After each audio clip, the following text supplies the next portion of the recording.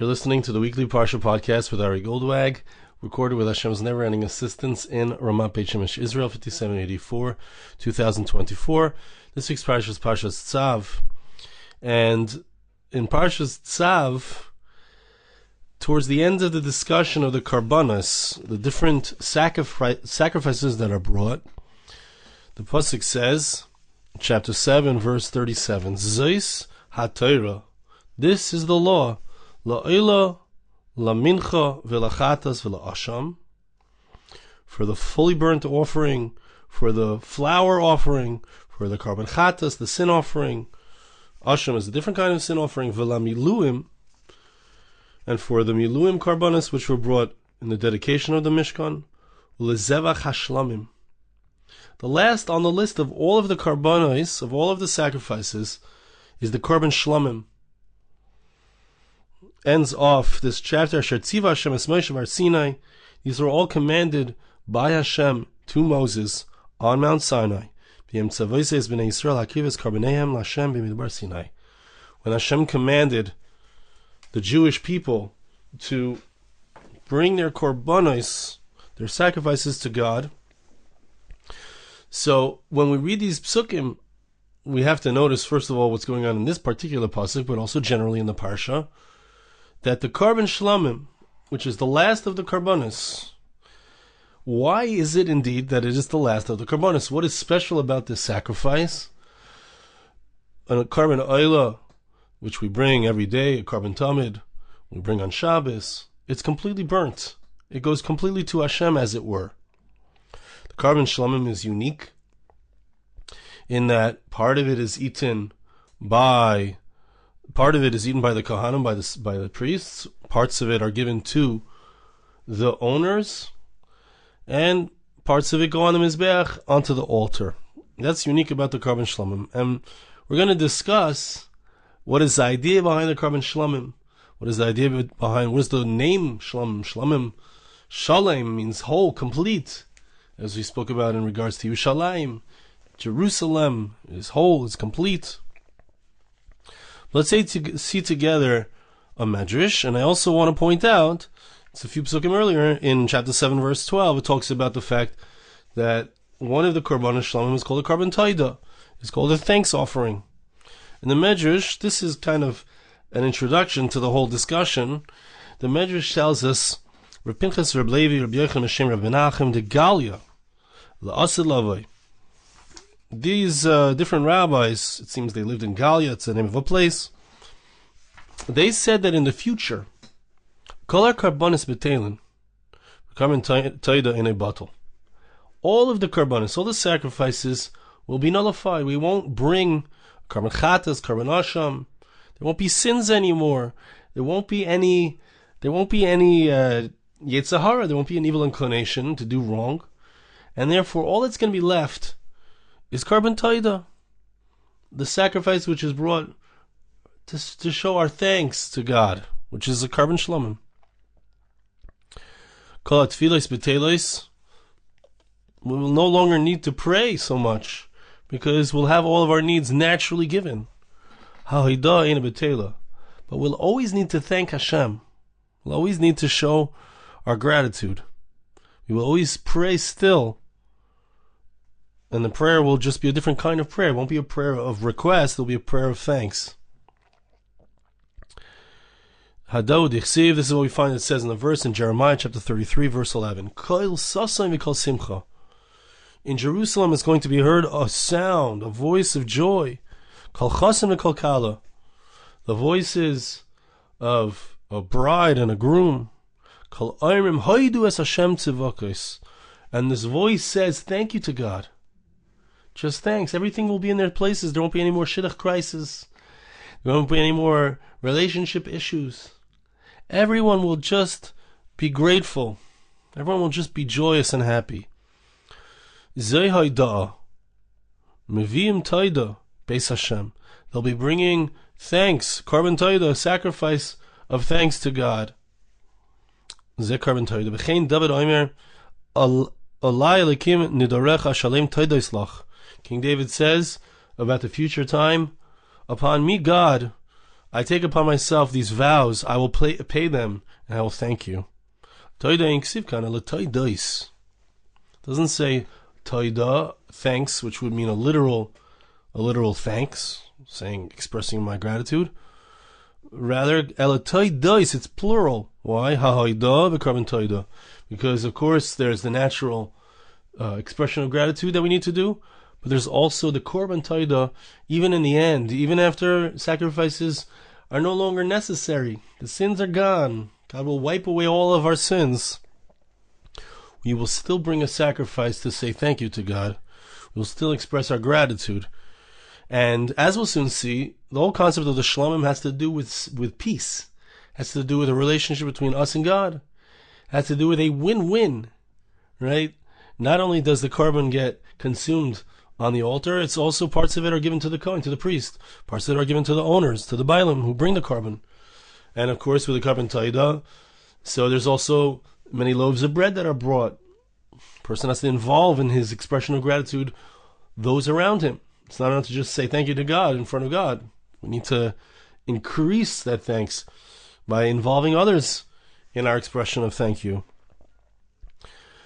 But there's a certain aspect of completion the Medrash is saying here. And we'll see more about this aspect of completion. But there's an aspect of completion. We will still have the Korban Shelamim. We will still have the Korban Toda, even at the end of time. Even at the end of the story of the 6,000 years of history, we will have a Korban Toda, we will have thanks. The bottom line of it all will be gratitude. Hashem Yevarich es Amo Yevashalom. We're going to see more about Shalom. Let's see together. So next piece in the Medrash, this is in Parsha Tes, Siman Ches, we just read from Siman Zayin. He says like this. V'lama Shlamim ba'achreina. Right, we mentioned at the beginning that the Korban Shelamim is the last of the korbanos that's mentioned. And in the pasuk that we read, it lists off Korban Oila, Korban Mincha, etc., and it finishes off with Shelamim. Why is it the Shelamim is last? Sheyesh b'minin harbe, says the Medrash, because it has many different types. Okay, we're going to try to understand what is Shalom, what does peace look like. Right? Peace doesn't look like we're all the same. I just heard yesterday in a shir from Rabbi Yaakov Haber. He said why didn't Hashem make us all look the same? That's a good question, right? Why don't all human beings look the same? Why does everyone have a little bit of a different look?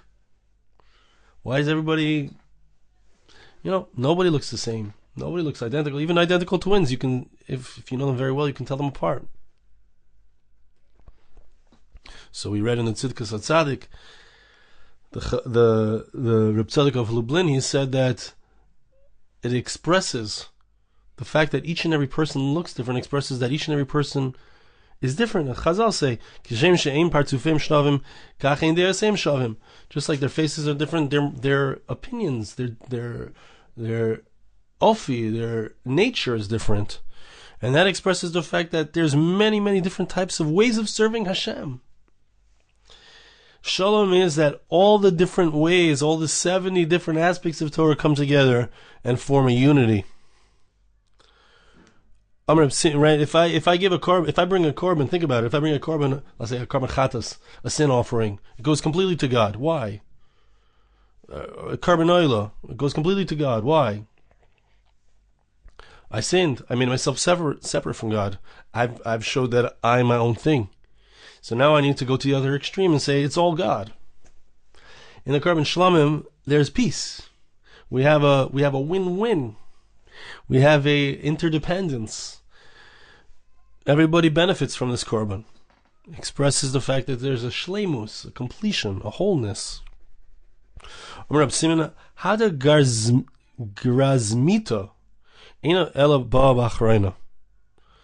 Reb Simon says a good mashal, an analogy for this, is this particular dish. It's a dish that the Meforshim explain has lots of different elements to the dish. It's some kind of, I would call it a fruit salad.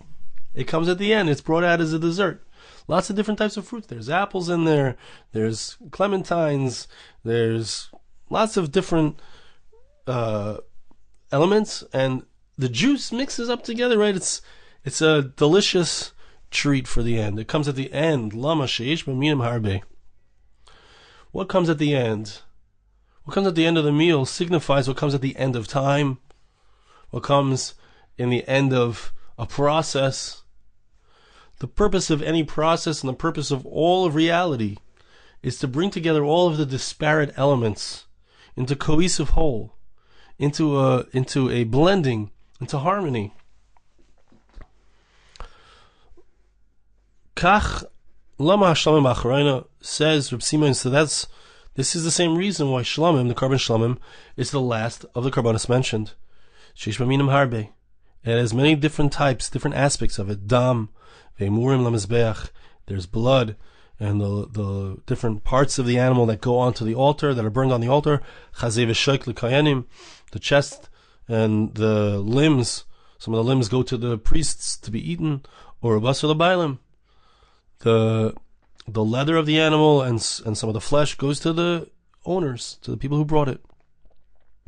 So the Korban Shelamim has this aspect where everyone's involved, where everyone's part of.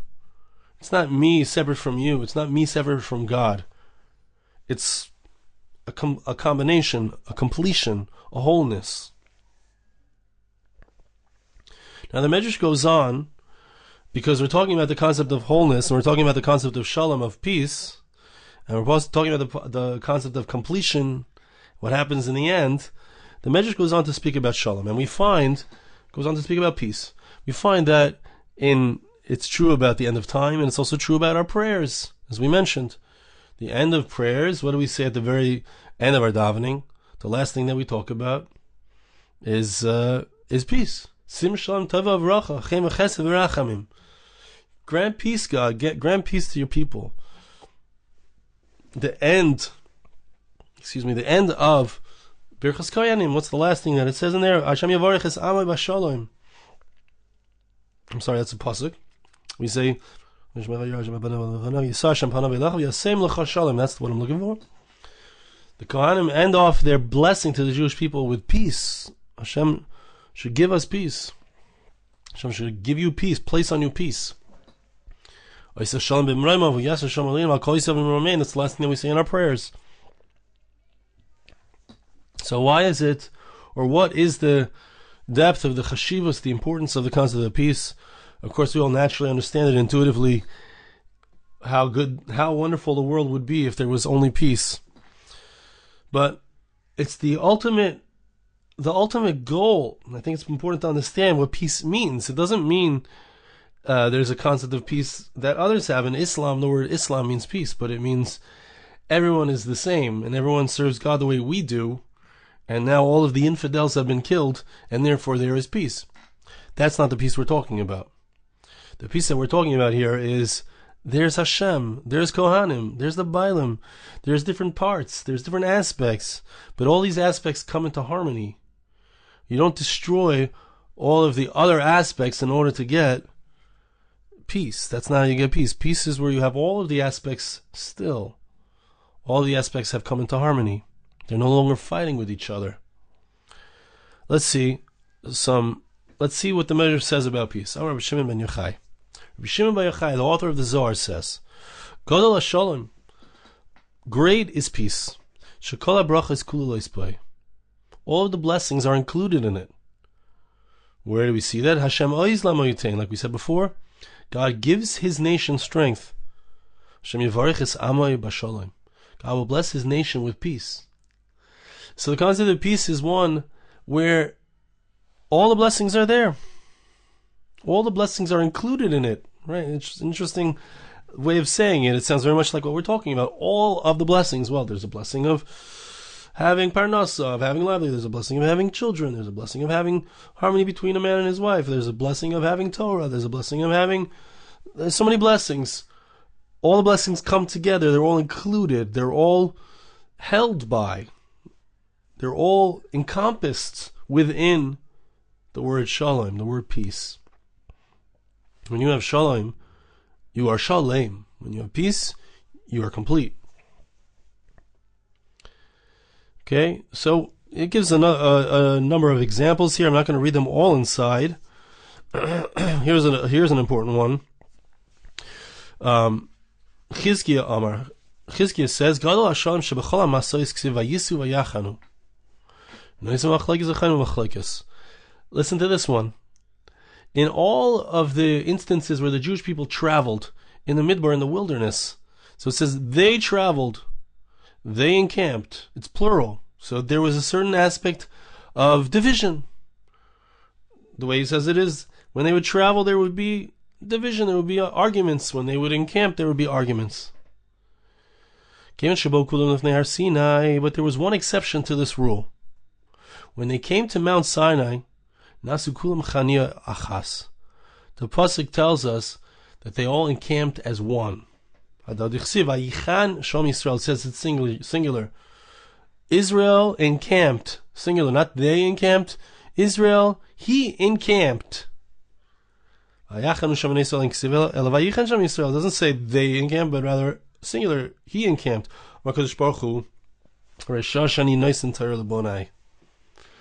Hashem says, this is when I can give the Torah to my children.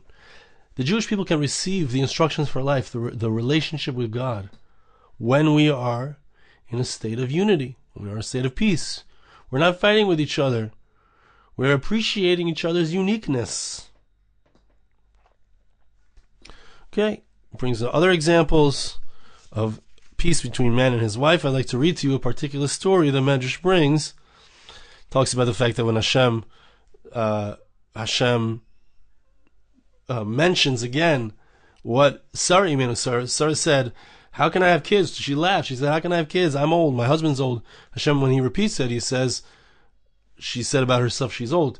Avram is hearing it. Hashem does not repeat the part that Sarah thought in her mind that Avraham is old. Right? There's an aspect of peace. God is looking for peace. Even the fact that we find that Hashem's name can be erased by a sota. It's permitted to erase Hashem's name for peace. Right? So that this woman can go back to being in her husband's house. So here's the story I'd like to read to you. Rabbi Meir, have a Yosef V'Darsh B'Leili Shabbos. So listen to this story. Rabbi Meir, the great Tana, the Tana of the Gemara. Rabbi Meir was sitting and he was saying a drush on Friday night. There's a particular woman there who was listening to the drasha, and she stayed till the end. She didn't want to miss out a single word. She waited until he was finished with his drasha, with his shir.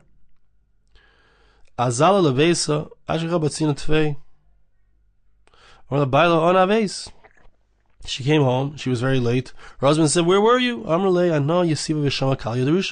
She said, "I was listening to the drush. I was listening to the sermon of the rabbi." Her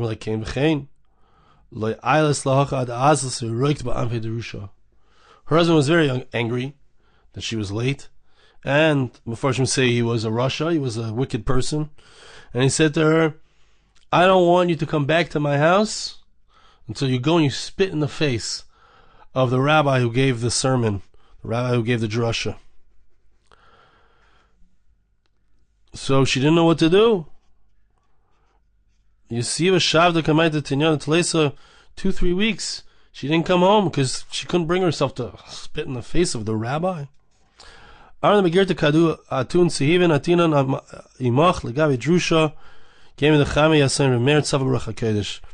end, she went back to the drasha. She went back to hear the rabbi speak.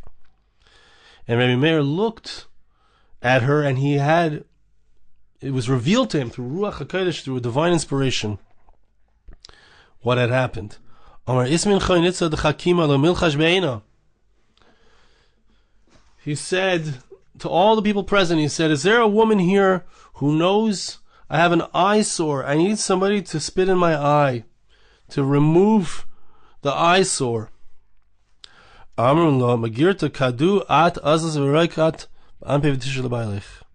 He went over to her.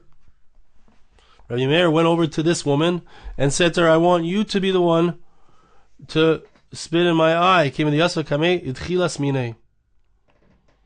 But she was afraid. She didn't want to do it. She didn't want to spit in the Rav's eye. She says, I don't know how to use the spit of my mouth in order to fix your eyesore. He said to her, don't worry. You just do it 7 times, spit in my eye 7 times, and I will get better. I know. And she did it. Amar hizili. So R Meir told this woman, go back to your husband now and say, I did even more than you asked. You told me to spit in his face 1 time, I spit in his face 7 times. Amazing, Rabbi Meir. Amar Talmidov. So the student said to Rabbi Meir, Rabbi, kach mevazanas hatayra. Why did you allow this situation? This wicked person said to spit in your face. Okay, so you did a trick, so that she could go back and say it, and she would feel comfortable doing it. But what a bizayon it is to the Torah. This is an embarrassment to your Torah learning, to the greatness of who you are. You should have asked one of us to do it if you had an eyesore. Rabbi Meir said, don't you understand? I want to be like my Creator. I want to be like God. I want to try to imitate the ways of Hashem. The Tani Rabbi Shmuel Gadol Shalom, Sheshem HaGadol Shenichta B'Kedusha HaKadosh Baruch Hu Yimocha Al HaMayim B'Shvil Hatil Shalom B'In Ish L'Ishtay. Hashem says, I want you to erase my name. You're not allowed to erase God's name, but I want you to erase my name in order that there should be peace between man and his wife. So Rabbi Meir was saying, I'm willing to forego my own honor as the great Rabbi Meir, the Gadol Ador, the great sage of the generation, because I want to be like God. I know how important peace is. It's so important to HaKadosh Baruch Hu that He allows His name to be erased, His holy name to be erased.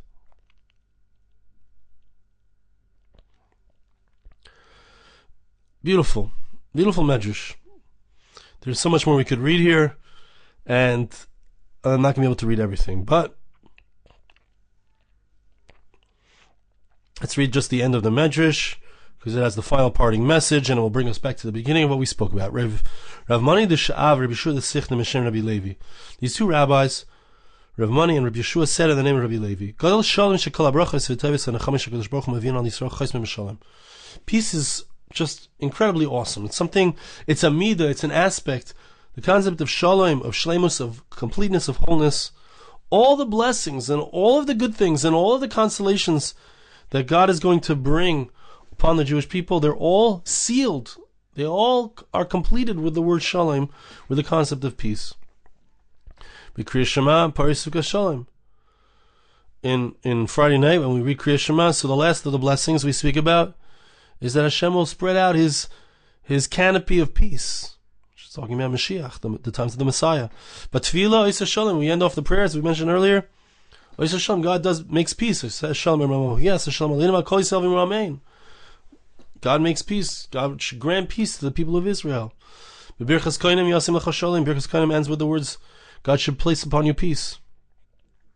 Not only is it true by the blessings, it's also true by the korbanos, as we said since the beginning. We give a whole list of the korbanos, the different sacrifices, and the list ends with Shelamim, which is the aspect of peace, the aspect of bringing disparate elements together. We only know this to be true as a general principle. How do you know in the specific instances? But when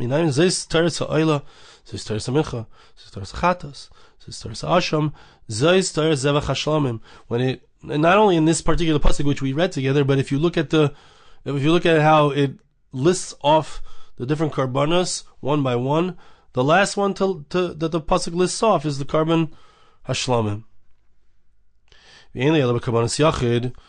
Maybe this is only when it comes to the korbanos of an individual, but korbanos tzibur minayin. How do we know that this is true in regards to the korbanos of the tzibur, which is more inclusive? In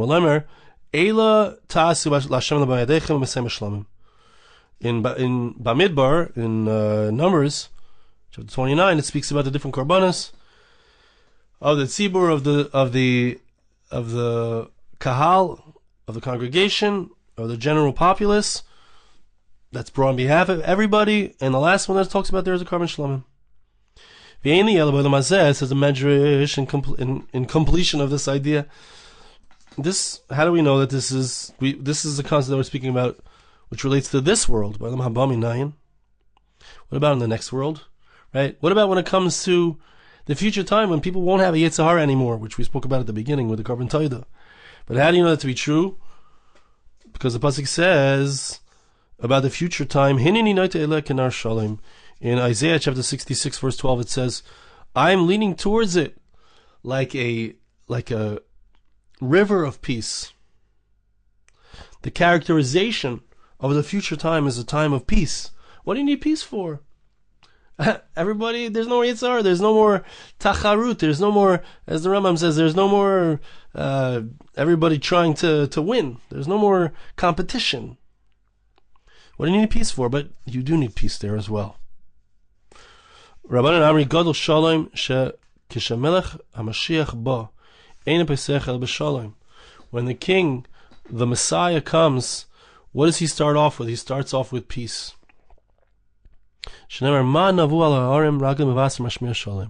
Who is he? What's his purpose? What's going to be the experience that we have in the advent of the Messianic age? It's going to be an experience of peace. The first thing that he comes levaser, to give the good news, to give the good tidings, he's making heard the sounds of peace. And the sounds of peace, what do they look like? So I bring you back to the first thing that we spoke about, and that is the idea of Korban Toda. The Korban Toda, which remains at the end of time, is the aspect of gratitude. And you'll notice that even in the aspect of gratitude, there is still, even when Mashiach comes and we no longer have the Yetzer Hara, we don't have the evil inclination, we no longer have a sense of competition, but still, there still is an aspect of separation. If I'm showing gratitude to you, that means that I'm separate from you. I'm not just like, if I'm, let's say, saying thank you to God for the things that I have, that means that I don't experience myself completely completely nullified to God, as it were, and just like, I'm just an extension of God. Maybe to a certain degree, yes. But in another degree, I experience myself differently, and I have to show gratitude to Hashem. I have to show gratitude to others. There still is an aspect of shalom, of peace. There still is an aspect of coming together of different concepts, of different people with different natures and different faces and different opinions and feelings, but without the competition, without the Yetzer Hara, without that evil inclination to separate, but really to find the common ground, to find where we overlap and where we share and where we can help each other. So I want to bless you, and I ask you to bless me. Hashem should help us, that we should be able to understand what it is that we're looking for, what it is that we're waiting for, what it is that we hope for with the Messianic age, what it is that we hope for with the Beis HaMikdash, with the temple, what it is that we hope for to come soon, speedily, and in our days. Thank you so much for listening. Have a wonderful Shabbos. This podcast was made possible through the gracious donations of listeners like you. For more podcasts like this, please visit www.arigoldwag.com or search on iTunes Ari Goldwag.